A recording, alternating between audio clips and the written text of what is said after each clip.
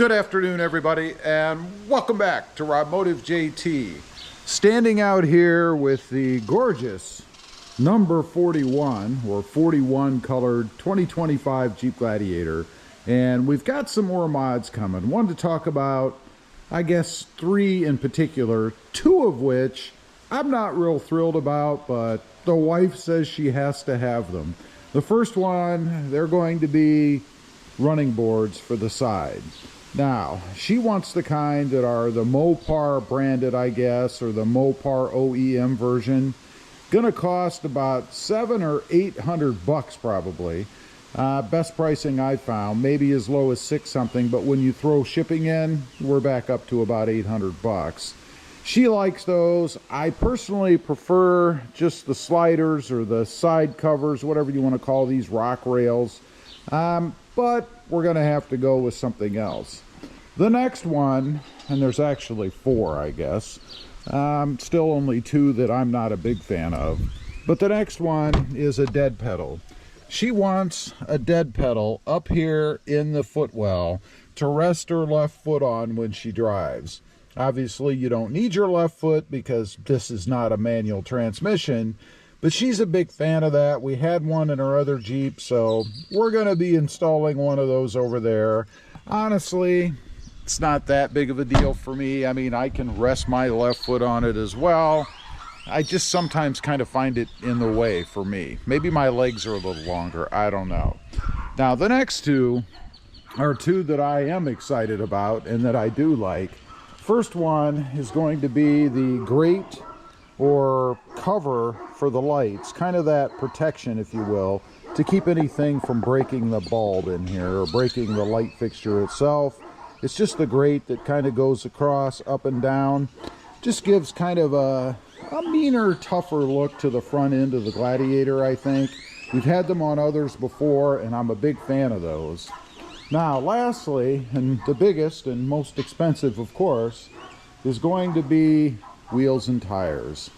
Now, I'm not a fan of the 20-inch wheels that are on this right now. I really think they need to have something a little bit narrower or littler, smaller, I guess, in diameter to give you more tread wall here, because that helps absorb the bumps. And I have noticed that this Gladiator rides a little bit rougher than the others I've had in the past, and I attribute that to the wheel size. It's just too big, and I don't know why Jeep is putting these on. Some folks say it's because they intended it to be more of a road vehicle, I guess, as opposed to off-roading. They wanted, I don't know, a bigger look to it, and since you're not taking it off-road, their intention, you wouldn't need as much tread wall to absorb the ruts and bumps and things.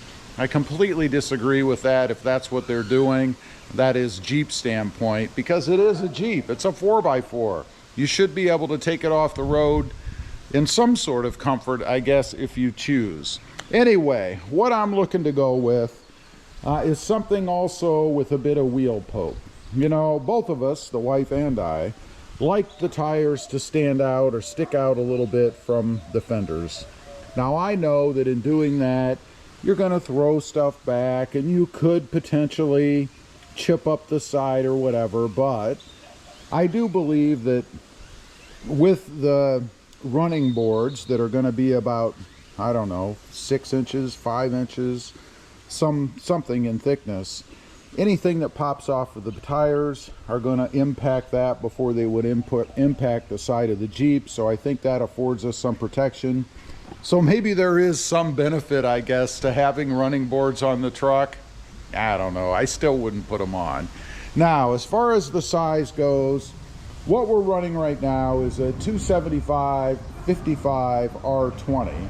Again, those 20-inch wheels. With, I guess, just a general grabber tire. What I'm looking to put on tire-wise is a Falcon Wild Peak AT3W. Same thing, brand-wise, is what we have on the Tacoma there. I just think they're the best tire out there. They give you good traction in all kinds of different conditions. Snow, if you happen to live in a cold weather climate, which, of course, I do not. Also for wet weather, which we do get some monsoon-like rains here. I mean, when it rains in South Texas, it rains a lot. So they're the best ones, and comfort-wise as well. They're not as hard as some of the others, so you don't feel as much of the road, I suppose, especially for a more aggressive tire setup. Now, as far as the size goes, right now I'm thinking a 285/70 R18. And I have a website. If you're not familiar with this, it's a great site if you want to do comparisons. It's tiresize.com. And you can plug in, for instance, what you currently have, which I've done here, 275/55 R20, and then the 285/70 R18s, and it will give you the difference between the two. Even shows you somewhere on here the difference in what will happen with your speedometer. But what I'm concerned with are the sizes. If you look on the left, this is what we currently have. Number 1, it's 31.9 inches tall. What I'm thinking will be 33.7 inches tall. And then they also give you, I guess, a look at the size here so you can kind of see the tread wall and notice the difference between the one on the right and the one on the left. A heck of a lot more tread wall. Now, what's that going to do to me as far as, in essence, lift goes?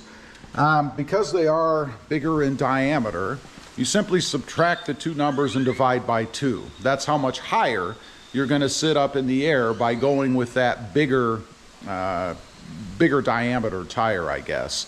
It works out to be 0.9 inches. So what that means is that the truck itself, or the chassis, whatever you want to say, is going to sit 0.9 inches higher up off of the ground.